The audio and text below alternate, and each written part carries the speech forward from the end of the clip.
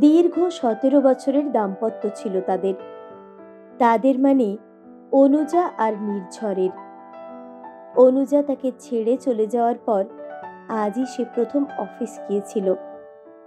একমাত্র ছেলে অব্যয়ও আজ হস্টেলে ফিরে গেল। এত বড় বাড়িতে সে আজ একা দোতলায়।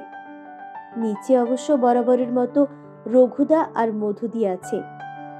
মাঝরাতে ঘুম ভেঙে গেল একটা চেনা সুরের গুনগুন শব্দে।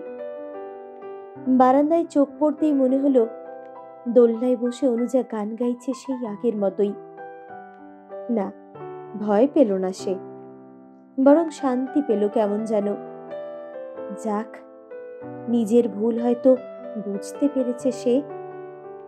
একটা ছোট্ট ভুল বোঝাবুঝিতে তাকে যখন ছেড়ে চলে গেল অনুজা, সে পাগল হয়ে গিয়েছিল প্রায়। এতগুলো বছর কি বিশ্বাসের ভিত মজবুত করতে পারল না তাহলে? পরের দিন রাত্রে শোয়ার আগে সে নিজের ডায়েরির পাতায় লিখে বারান্দার দোলনায় রাখল। কথা ছিল আজীবন কাটাবার, তবু চলে গেলে। জানি আবার দেখা হবে, অবসর পাবো সব নালিশ মেটাবার।